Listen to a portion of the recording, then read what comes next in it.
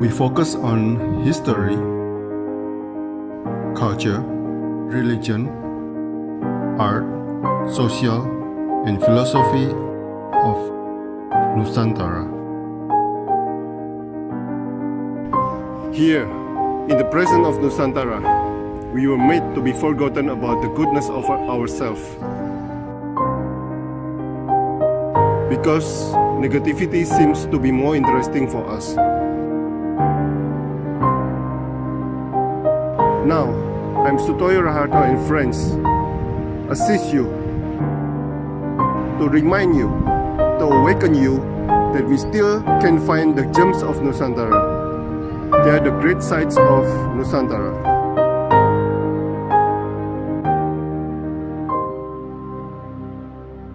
Selamat sore Pak Anton Susanto, seorang pelukis. Selamat sore juga Pak Sutoyo semua, selamat sore.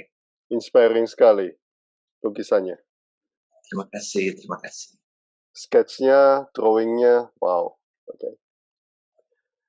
Pak Anton, gajah selalu mewarnai karya Pak Anton. Memang ada karya burung atau binatang lain, tetapi gajah mendominasi ya Pak ya. Mengapa gajah Pak? Ya, saya biasanya kalau bikin karya kan melakukan sebuah observasi, membuat tema-tema khusus, terus beberapa kali saya membaca dan berbicara dengan banyak seniman bahwa kita mencari idiom-idiom atau artikulasi kita dalam berkesenian itu sebaiknya memang mencari hal-hal yang dekat di dalam kehidupan kita. Jadi, walaupun saya tidak memelihara gajah, gitu ya, tapi saya merasa ada hal-hal yang sangat menarik dari gajah itu sendiri. Gajah ini pertama ternyata sebagai mamalia, gajah itu juga punya ingatan yang sangat panjang, ingatannya sangat kuat. Jadi itu bisa mewakili saya tentang hal-hal yang hubungannya sama memori gitu ya, sama ingatan-ingatan kita sebagai manusia terhadap masa lalu gitu. Jadi selain sebagai mamalia yang memang sangat, kan dia sangat besar gitu ya, dia ukurannya sangat besar, tapi dia bukan juga sejenis makhluk yang buas, dan nalurinya kalau kita lihat banyak di banyak liputan tentang binatang, tentang gajah gitu, memang banyak hal-hal yang mengagumkan dari kebiasaan-kebiasaan yang dilakukan oleh kawanan-kawanan gajah itu juga. Dan gajah juga merupakan hewan yang cukup khas. Ada gajah yang ada di Sumatera, itu juga khas, agak berbeda dengan yang di Kalimantan, agak berbeda juga dengan yang ada di India maupun di Afrika. Jadi di gajah yang ada di wilayah kita juga punya kekhasan gitu. Jadi bisa mewakili masyarakat di Nusantara juga secara umum. Jadi saya mengambil gajah itu sebagai mewakili dari idiom-idiom, dari simbol-simbol. Jadi mewakili banyak aspek juga gajah itu. Apa Pak? Pernah tahu nggak kekhasannya Sumatera, Kalimantan, apa? Jawa? Kalau dari ukuran itu berbeda. Di Kalimantan itu lebih kecil. Ukuran gajah yang paling kecil itu kalau nggak salah itu yang di Kalimantan. Dengan yang di Sumatera itu berbeda. Terus yang paling khas itu ukuran tubuh yang paling besar itu gajah itu ada di Afrika. Dan bentuk telinganya itu sangat khas. Telinga gajah yang di Afrika dengan yang di Asia itu berbeda. Bahkan sempat ada ilustrasi bahwa telinga gajah di Afrika itu seperti menggambarkan benua Afrikanya, bentuknya gitu ya. Dan yang Asia itu seperti wilayah dataran Asia juga gitu. Jadi agak mirip bentuknya gitu. Dan ukuran bentuk secara anatomis, bentuk kepalanya juga memang berbeda juga. Gajah-gajah yang ada di wilayah Asia dengan yang ada di Afrika. Wow. Telinganya mungkin ya. Iya. Yang paling mudah dikenal itu dari telinga. Terus bentuk lengkungan di punggungnya yang di Asia dan di Afrika itu ternyata beda juga. Oke. Wow. Anda riset sampai begini. Ya, saya lihat perbandingan kan kadang-kadang kalau saya lihat gambar dan kebetulan saya waktu kecil pernah ikut orang tua saya bekerja di daerah Lampung. Jadi saya waktu pindah ke Lampung, wah disebutnya anak gajah gitu ya, karena Lampung itu kan sangat khas juga dulu punya kawasan konservasi gajah di Balikambas. Jadi waktu saya pindah, saya juga dapat dapat identitas baru nih, anak gajah nih gitu ke Lampung pindah. Gitu. Terus kalau anak-anak di ITB juga ya, suka disebutnya juga anak-anak gajah juga gitu. Nah jadi kata-kata gajah, image gajah itu juga memang akhirnya lama-lama jadi semakin melekat di saya juga. Terus kalau kita baca lagi sejarah Bandung Tempo dulu, bagaimana eh, masyarakat kolonial di Bandung itu dulu punya peliharaannya tuh gajah, ya. Terus Oh, really?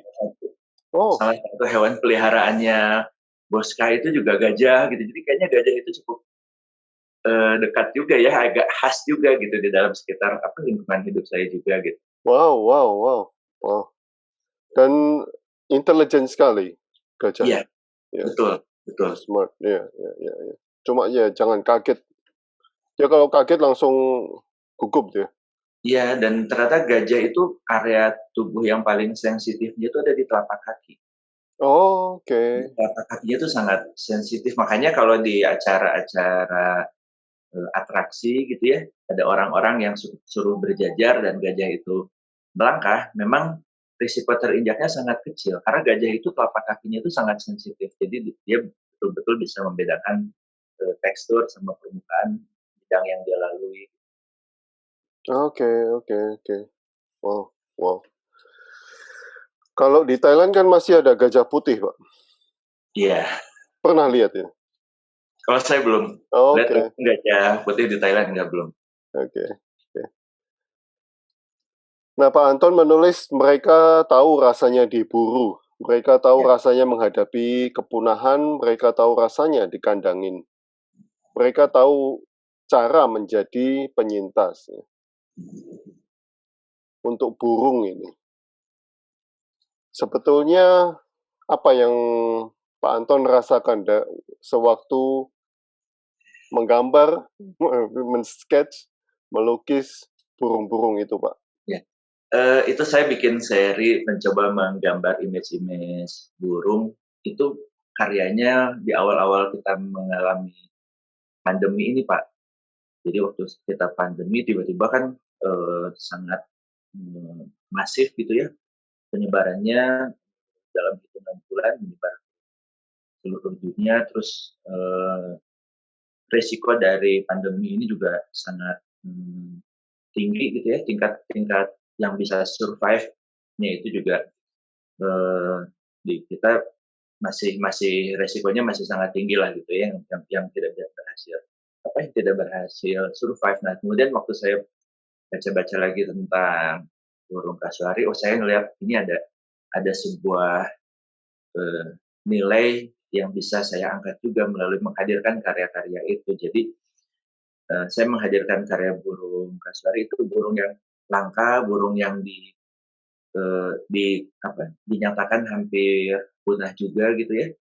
Tapi sejauh ini juga burung kasuari juga sebagai jenis unggas yang dari jenisnya mereka itu berhasil melampaui dari beberapa kali perubahan zaman. Karena kalau dilihat dari bentuknya juga dia masih punya ciri-ciri khas dari hewan-hewan purba gitu ya, dari ukurannya, dari bentuknya, anatominya. Jadi dia seperti menghadirkan sebuah simbol bahwa mereka adalah kaum yang berhasil survive. Walaupun sampai saat ini mereka masih terus diburu gitu ya, masih terus. Tapi mereka bisa survive. Ini juga mungkin kita juga bisa belajar melihat lagi ke sekitar-sekitar kita gitu ya, bahwa selama ini yang ada di ambang kepunahan itu biasanya kan hewan. Terus sekarang tiba-tiba kita seperti dihadapkan pada sebuah situasi itu juga. Kita mungkin jadi bisa merasakan, oh itu loh yang dirasakan oleh para hewan gitu selama ini gitu ya. Tapi mereka berhasil menemukan jalan untuk survive. Dan ini saya rasa juga jadi sebuah semangat, inspirasi yang supaya kita juga selalu optimis gitu. Kalau mereka aja bisa, ya harusnya kita juga bisa gitu. Wow, wow. Sampai sedalam itu ya direnungi ya? Wow, oke oke. Tapi saya sendiri belum pernah lihat kasuari yang real kasuari. Tapi apakah warnanya sejelas yang Pak Anton gambar ya? Iya, So memang dan bright gitu ya? jenis yang paling banyak itu juga ternyata ada di wilayah Indonesia Timur ya, Pak, ya, di Papua. Jadi itu hewan yang adanya di daerah, Indonesia Timur, di Papua dan di Australia. Dan jenis yang paling banyak itu ada di Papua. Di Australia itu kalau nggak salah itu cuma ada 2 jenis. Nah, yang paling banyak ragamnya itu di Papua. Memang kalau di Papua itu salah satu di Indonesia Timur salah satu ciri khasnya itu kan memang burung-burungnya itu bukan burung yang berkicau, tapi punya warna yang sangat, beragam, Beautiful, ya. iya iya iya. Mhm. Jadi memang, makanya di seri karya itu juga saya juga mencoba apa ya, mendekati, mengejar karakter bahwa karena aslinya jauh lebih cantik lagi itu, Pak, burung-burung Oh, itu. oke oke. Jadi pada saat mereka bergerak gitu ya, perubahan, refleksi dari cahaya itu juga memang membuat warna bulunya itu memang jadi bagus. Dan Anda juga lihat video-videonya toh, Pak? Sebelum menggambar atau melukis? Iya, saya melihat kalau yang memang ada di Bandung gitu ya, misalnya di dekat saya, misalnya saya bisa ke kebun binatang gitu, itu juga saya sengaja misalnya observasi, saya datang sana bikin-bikin sketch gitu, atau saya motret langsung di lokasi supaya memang saya juga bisa melihat, ini ya, karakter-karakter dalam kondisi mereka lagi beraktivitas. Jadi nggak cuma dari foto, memang foto sangat membantu, karena kan kita sekarang sangat dimudahkan juga ya bisa melihat referensi. Tapi jauh lebih, seru lagi kalau memang kita melihat langsung, karena kita ada sebuah kedekatan, ada sebuah, interaksi yang, eee, apa ya, ya bukan interaksi fisik, tapi mungkin interaksinya itu dari energi mereka dengan kita gitu ya. Wow wow.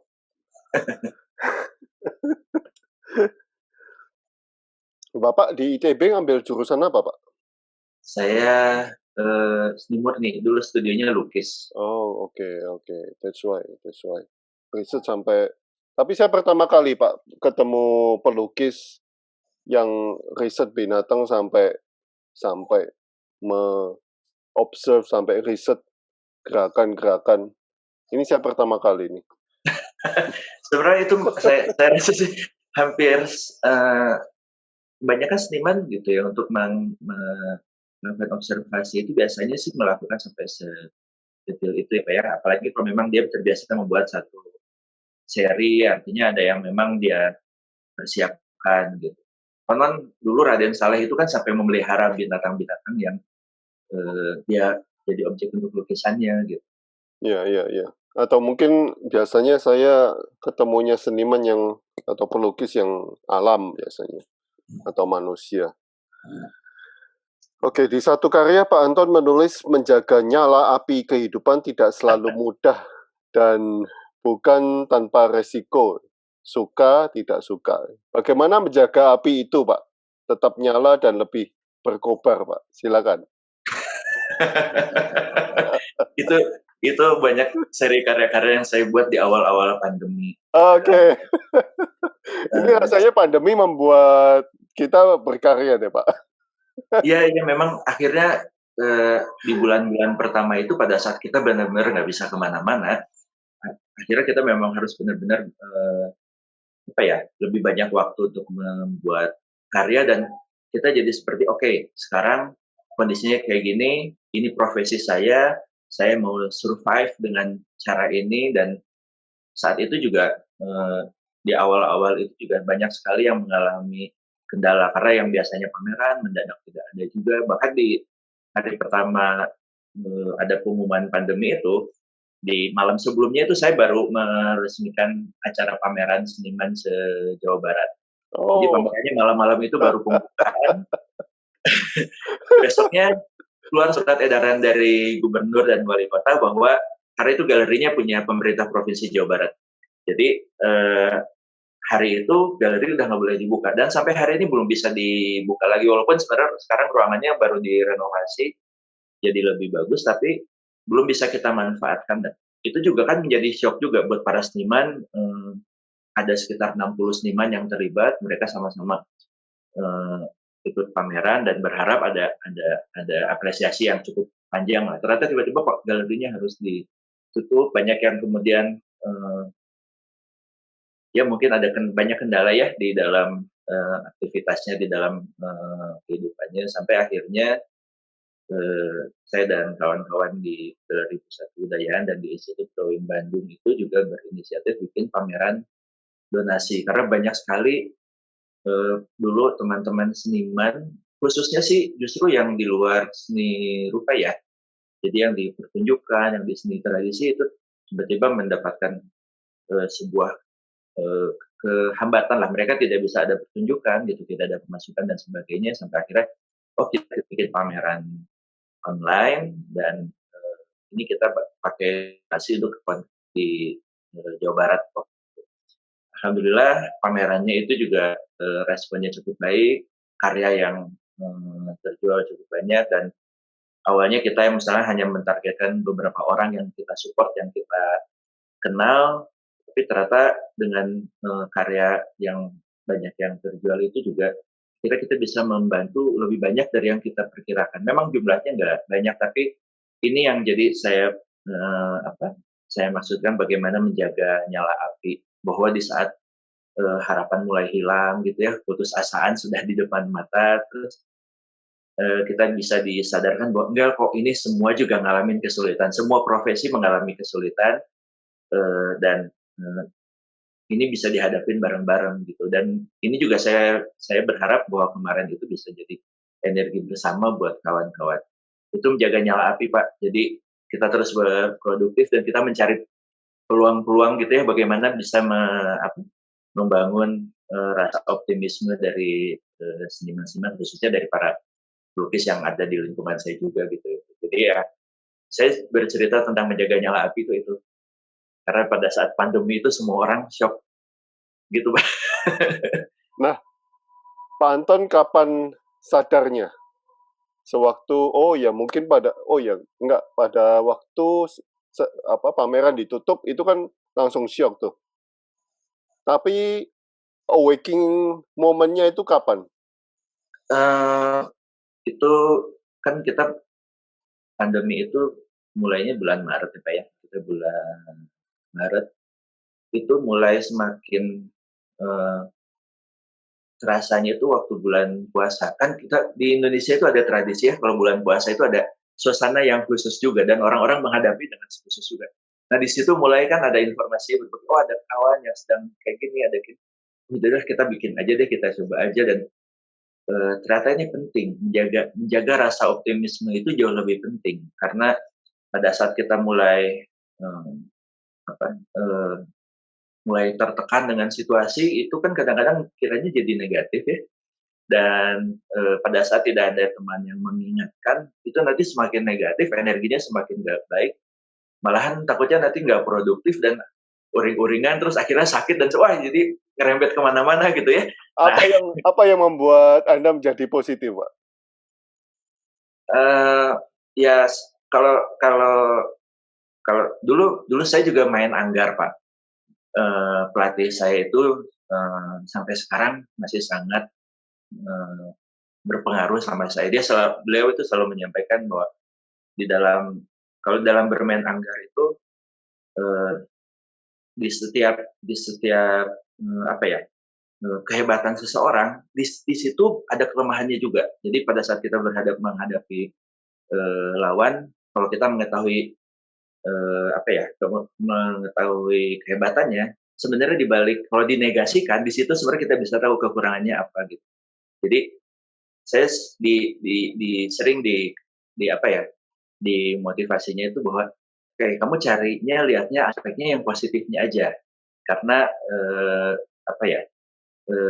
energi negatif itu nggak baik gitu. Jadi pelatih saya tuh dari dulu selalu bilang itu, makanya saya selalu ke kawan-kawan juga gitu kan di dalam kondisi yang agak sulit saat ini, khususnya kemarin pas di awal-awal, itu yang harus saya tularkan juga ke teman-teman. Oke, kita optimis aja, kita berusaha aja, dan pada saat kita optimis, dan itu juga terbukti gitu. Awalnya saya dan kawan-kawan hanya mentargetkan misalnya bisa bisa mensupport beberapa orang, justru malah berkali-kali lipat gitu pada saat itu berjalan, itu bergulir gitu, Pak.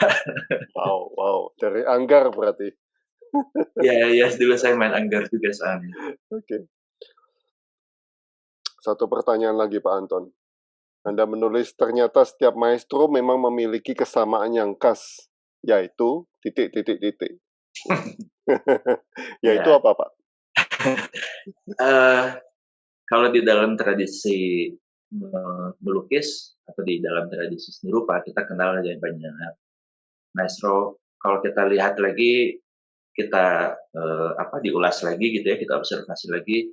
Pertama, mereka tidak ada juga yang melakukannya dalam waktu yang singkat, tidak pernah ada yang instan. Prosesnya cukup panjang, artinya mereka menjaga nyala api spirit mereka itu secara konsisten, konsistensinya itu tinggi, intensitas dalam berkarya itu tinggi, sehingga ada satu titik biasanya mereka mencapai satu titik antara gagasannya, ekspresi pribadinya, dan karya-karyanya itu menjadi satu satu kesatuan. Di situ nanti kita bisa ngeliat kalau karya-karya maestro itu kan seperti ada yang eh, orang mungkin bahasa awamnya sepertinya karyanya itu hidup gitu ya.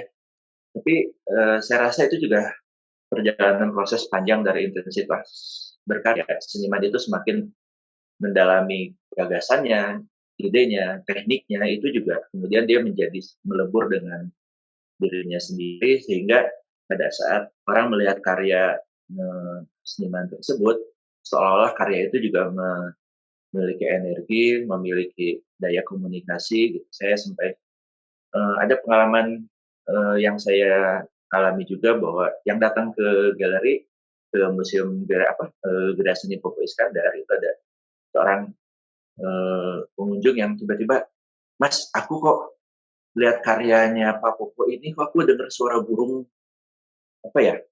sayapnya riuh gitu ya, ada suara-suara, padahal kan gambarnya diem aja gitu."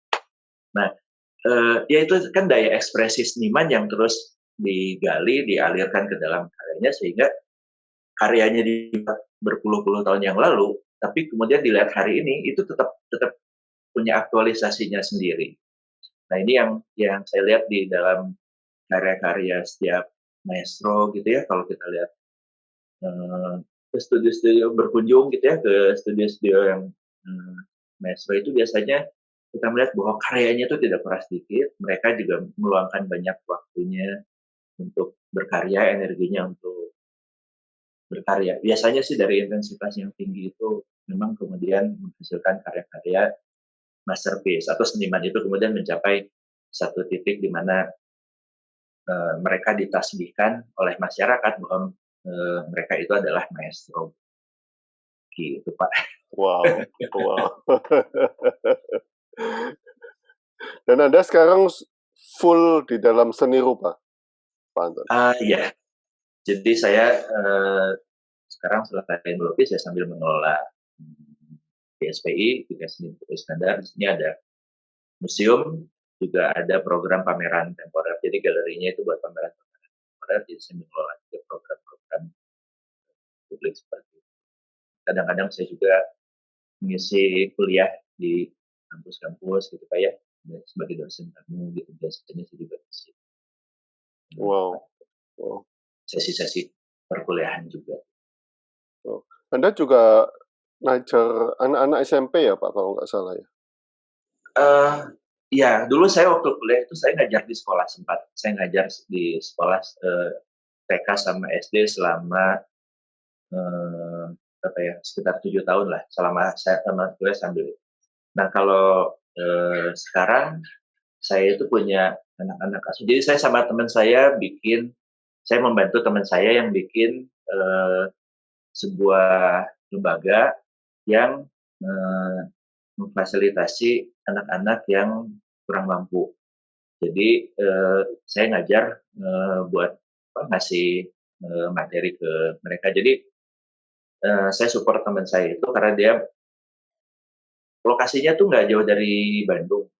Kan maksudnya Bandung itu udah cukup modern lah, tapi hanya berjarak sekitar setengah jam dari Bandung.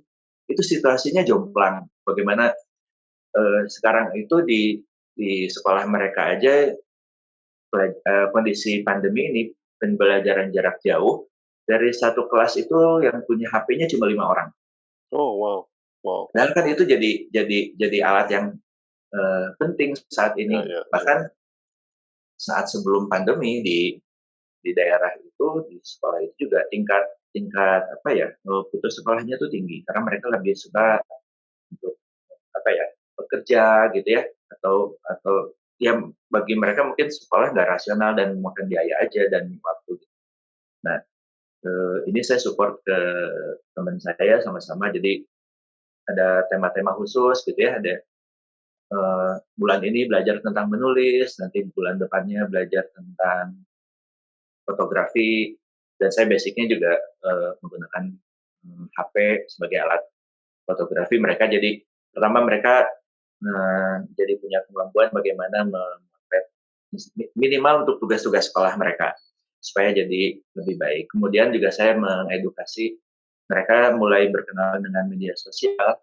Minimal mereka pada saat mengupload foto karya-karya mereka juga sudah punya pertimbangan, nggak nyampah gitu ya, nggak posting hal-hal yang membahayakan mereka gitu ya, nggak posting hal-hal yang terlalu nyampah lah gitu. Kan ini kita bisa mulai juga gitu, dan kebetulan mereka di usia-usia yang sedang belajar itu. Terus kemarin terakhir belajar bikin video, mereka editing video, bagaimana membuat video profile, bagaimana membuat foto produk. Karena di lembaga ini juga mereka ada membuat produk-produk untuk sistem pendanaan mereka juga. Selain ada dana-dana yang masuk dari donatur, mereka juga mengelola produk yang dijual, dan foto-foto produknya jadi mereka yang bikin. Sebelumnya ada pelajaran tentang